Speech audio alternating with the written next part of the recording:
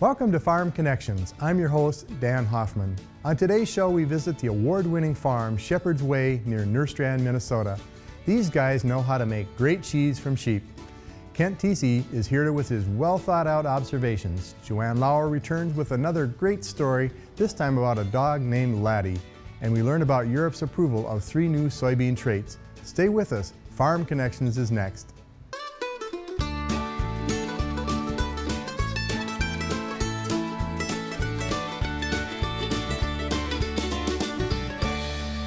Welcome to Farm Connections with your host, Dan Hoffman.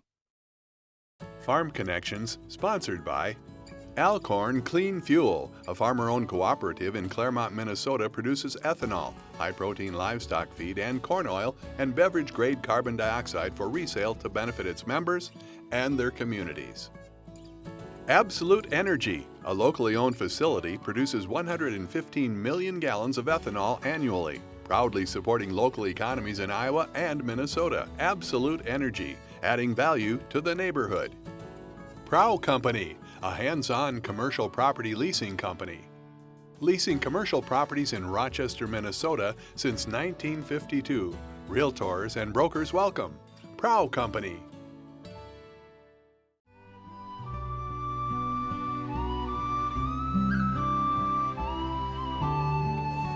Somewhere back in our histories, I think maybe everyone was a shepherd. I'm Jody Olson-Reed and I'm a cheesemaker. This is my husband Stephen. He is our shepherd. Shepherd's Way Farms is a dairy sheep cheesemaking operation that my wife and I and our 4 boys operate just outside of Nerstrand, Minnesota. The goal, of course, is you're taking sunshine, turning it into grass, turning it into milk, turning it into cheese. We started farming in the fall of 1994, and with a small flock of non-dairy sheep that we hoped would become dairy sheep. And we were in a very small rented property at that time. I really like sheep milk cheese. There's something about the sheep milk that allows the cheese to develop a real depth of flavor. The quality of the milk is the most important thing in making a good cheese.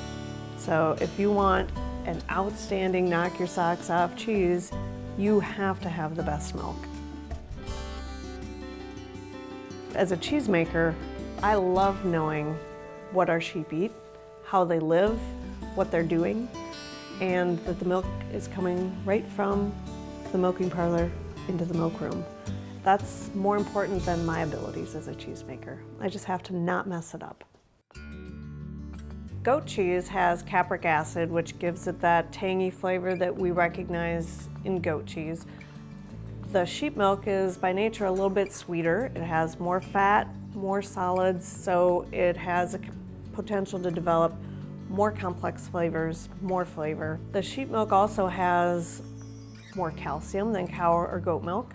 Because it has more fat, it has more of the nutrients, vitamins that come with the fat, like A, vitamin A, for example.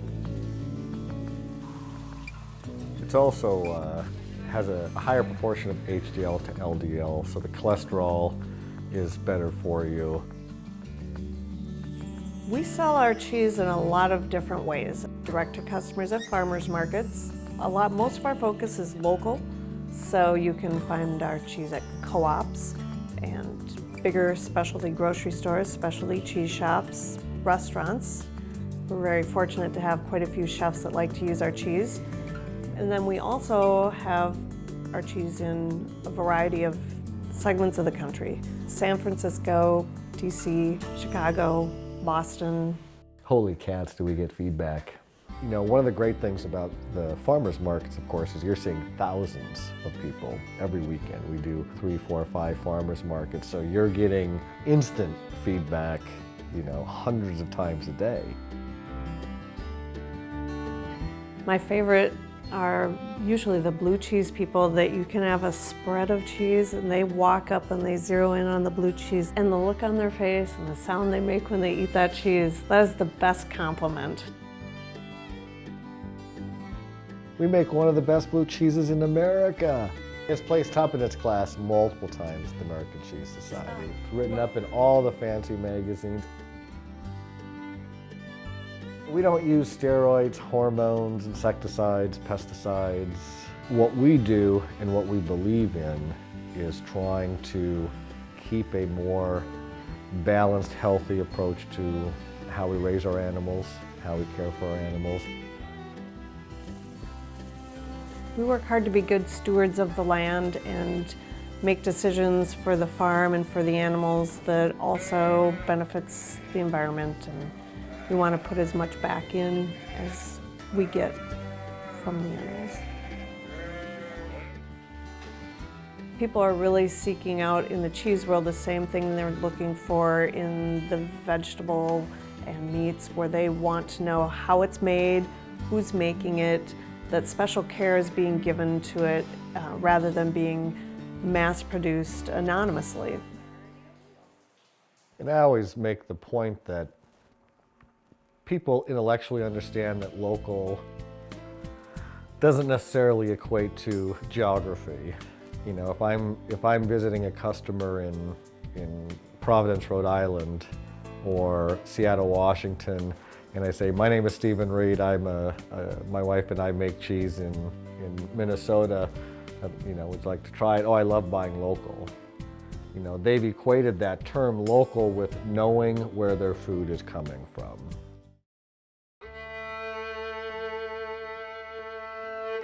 In January of 2005, we had an arson fire that destroyed all of our barns and over 600 animals. And it was really a devastating, obviously, experience. And it really, you know, could have been the end of Shepherd's Way Farms. And we made the decision almost immediately that, no, this is just another trial, and but that we were not going to give up. And the community, you know, really stepped up. It was in many ways a tremendously powerful experience in terms of bringing our family closer together.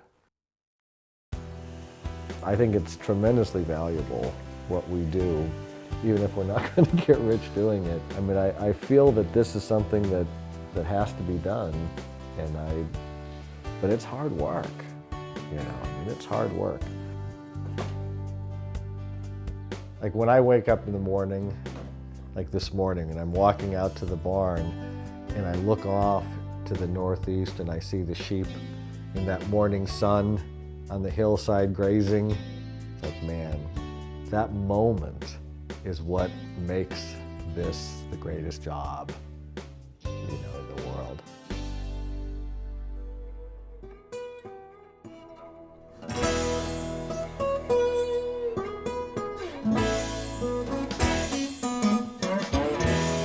More on Farm Connections with another special guest. Mary Buschette, thanks for joining us. Thanks for having me. Well, Mary, you work at the University of Minnesota. Tell me what you do there. In my role, I'm the Director of Alumni and Constituent Relations for the College of Food, Ag, and Natural Resource Sciences at the U of M. It's a long title. It's a long title, but I've known you for a long time, but I've also had the privilege of watching you with FFA students at the State FFA Convention, and I've got to say, you're one of the best networkers, communicators I've ever seen. I'm one of those people that's really lucky. Say, I get paid to do this. My job is to keep people connected to the College of Food, Ag, and Natural Resource Sciences, or CFANS at the U, and help build connections. And so I work with students and connecting them with alumni and professionals. I get to work with our faculty and staff at the U, and then primarily with our alumni, like you. Well, I had the privilege of meeting and working with, you know, Jeannie Borlaug Lobby, and she talked a little bit about the Norman Borlaug legacy and the work he's done. Right.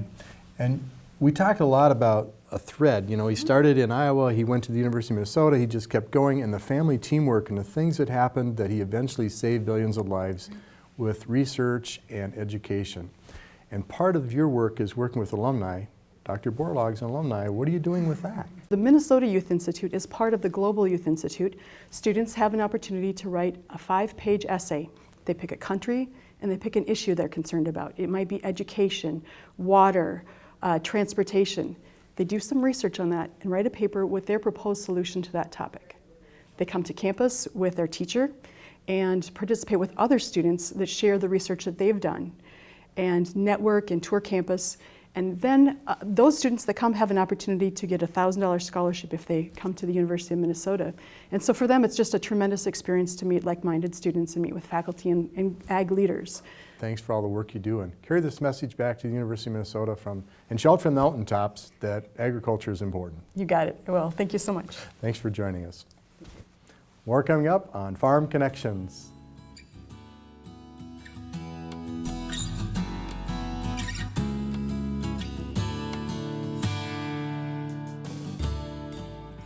Thanks, Dan.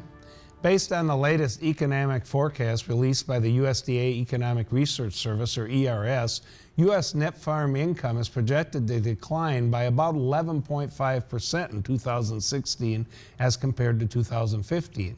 The ERS projections would result in the lowest net farm income level since 2009. The ERS also estimated that net cash income for U.S. farmers will decline about 13.3% in 2016 compared to cash income levels a year earlier. Net cash income on the farm is based solely on the total estimated earnings from crop and livestock sales likely to occur in 2016, minus the expected cash expenses for the year. Net cash income measures the solvency of the farm business or the ability to pay bills and make payments on loans. On the other hand, net farm income makes adjustments for the value of farm inventories, accounts receivable and payable, as well as other balance sheet adjustments. Net farm income measures the increase or decrease from farm operations for a given year and shows the overall financial stability of a farm operation. Based on the recent USDA ERS farm income forecast, 2016 total receipts from crop production are estimated to be about $7.5 billion lower than 2015 levels. Total U.S. livestock receipts for 2016 are projected at $171 billion, which would be the lowest level since 2012 and compares to nearly $213 billion as recently as 2014. Receipts from milk and dairy production have declined by 30% in just the last 2 years.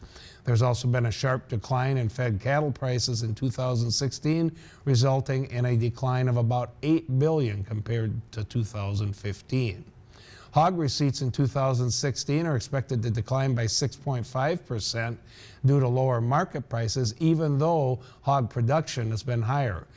Similarly, with poultry production rebounding from the avian flu outbreak, production is up, but prices are down, resulting in a very low net farm income for eggs and poultry. The USDA ERS farm income forecast provides an overall picture of trends in U.S. net farm income and net cash income, based on likely crop and livestock receipts, as well as estimated farm expenses for a given year. There will likely be a wide variation in farm income levels across the U.S. in 2016. Some farm operators may be able to show a small profit in 2016, while other producers in the same area show a large financial loss for the year. This has been Kent Tesey, and we'll talk to you next time.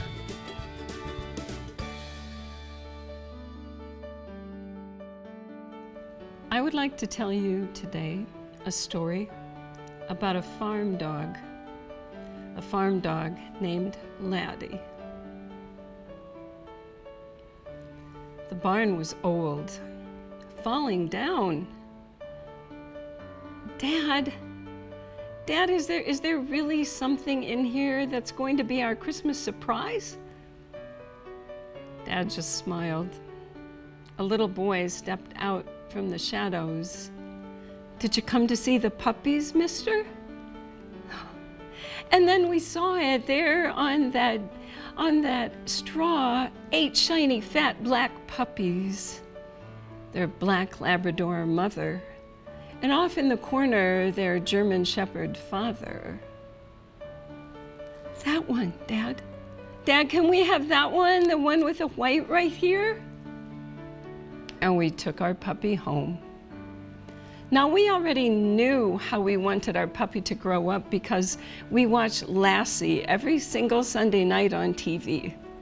Lassie was a farm dog. She could do anything.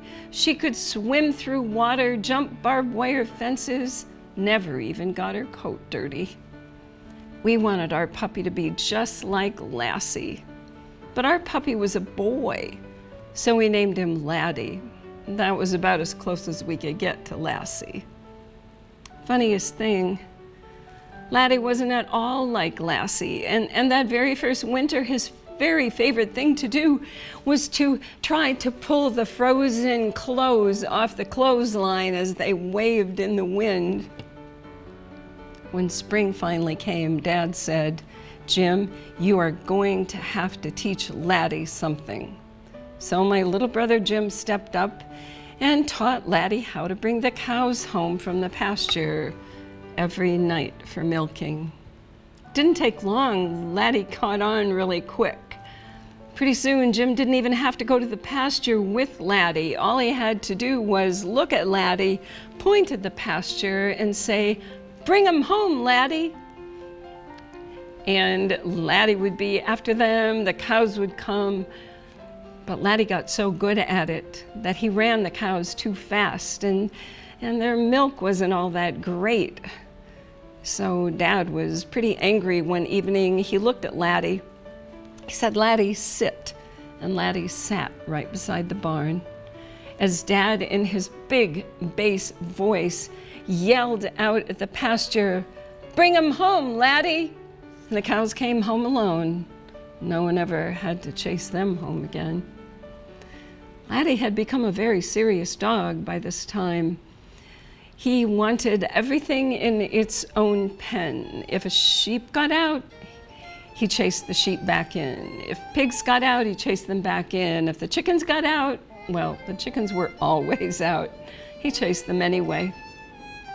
But as businesslike as he was with our animals, was as loving as he was with us, especially when he took my little brother Don fishing every summer afternoon down at the Myrie Slough. It was one Saturday night when we all went to Thompson to buy groceries. We returned home and there sat Laddie in the driveway, barking. It was dark, but we could make out his shape. And as we looked at him, he was turning to look at the south field of that tall corn. Dad got out of the car. "What's wrong, Laddie?" And then Dad saw that all those 25 Herefords he had just shipped up from Texas with horns had gotten out of their pen in the barn and were trampling all of that corn in the south field. Didn't know what to do. Jim stepped up. "Dad, Laddie can do it. Shall I tell him?" Dad didn't know what to do. It was dark. Could that crazy old black dog actually help? "Go ahead, Jim," he said. Jim and Laddie stood in the middle of the driveway as I hid behind the car. Jim pointed to the south field. He looked at Laddie and he said, "Bring him home, Laddie." And Laddie was gone. Only the sound of rustling corn stalks. Until suddenly, one by one, 25 head of Herefords came out of that field and back into that broken fence they jumped. When the last cow went through, Laddie jumped up, grabbed her tail, bit it as if to say, "Don't you ever do that again." I guess it was about then that Dad realized that dog he had called good for nothing was probably worth more than all of his machines on the farm. One summer afternoon, we were playing outside and Laddie was lying at the end of the driveway, finished with his work for the day. when I saw a little black Ford coming up from the miry slough, driving too fast on that gravel road. And as he got to the end of our driveway, he hit Laddie. Laddie went flying into the ditch. I called for Dad. I yelled, "Dad, please, Laddie's been hurt."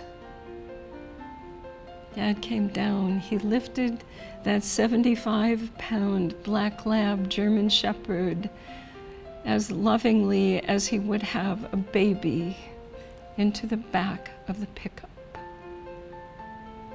He drove north to Thompson. The vet came out of his house. "Oh no, Floyd, no. I'll shoot that dog for you. It looks like you can't." "No, no, Doc, you're not gonna hurt my dog." And Dad pointed the truck in the other direction and went to Forest City to a small animal vet. And we waited.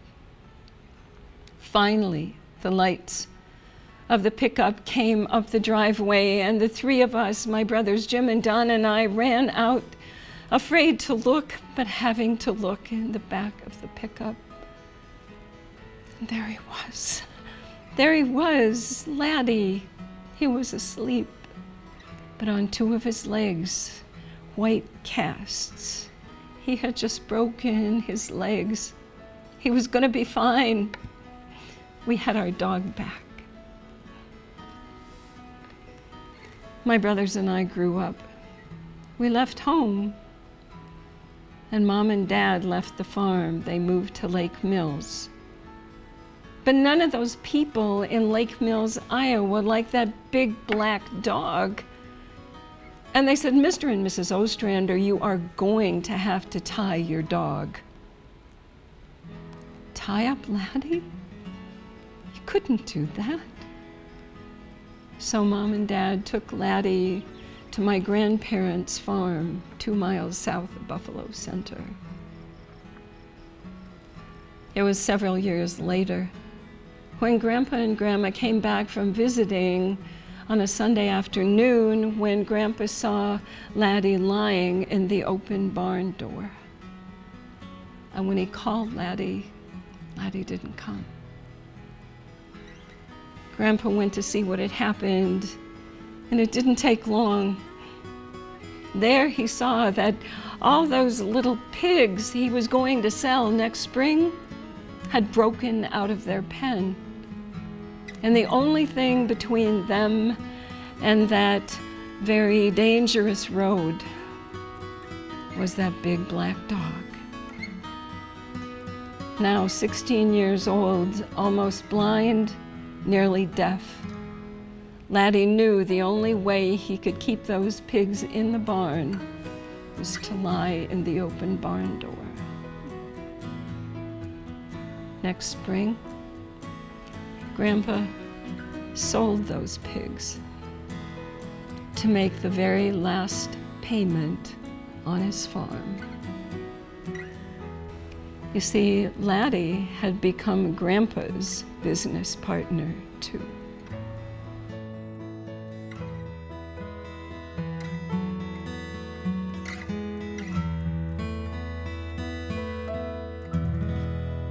It took a while, but the European Union has approved 3 biotech soybean traits for import and processing, news that is good for U.S. soybean farmers.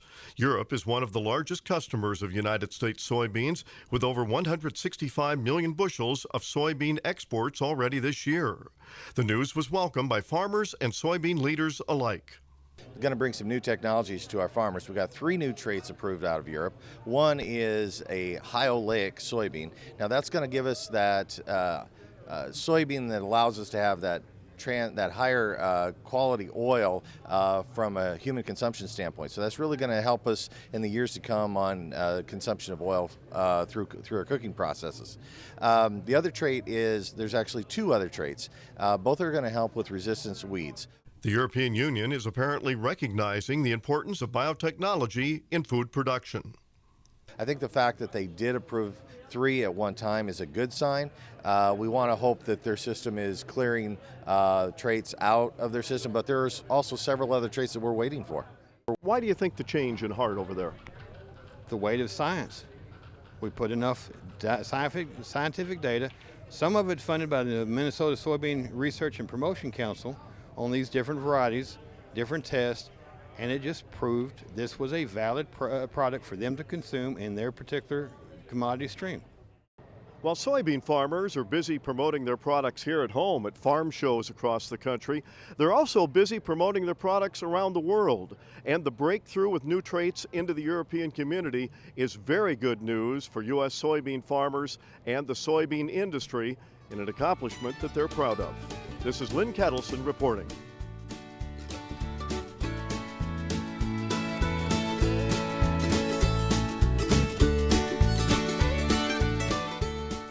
It's always great to have you along as we explore the many facets of agriculture. I'm Dan Hoffman. See you next time on Farm Connections.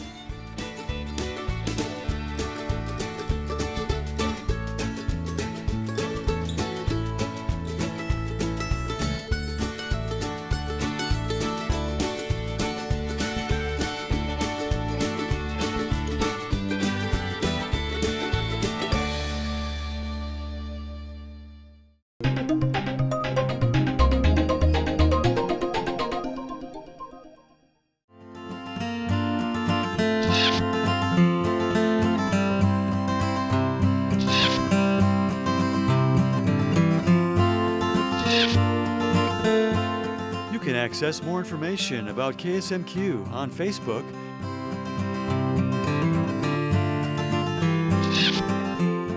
and at ksmq.org.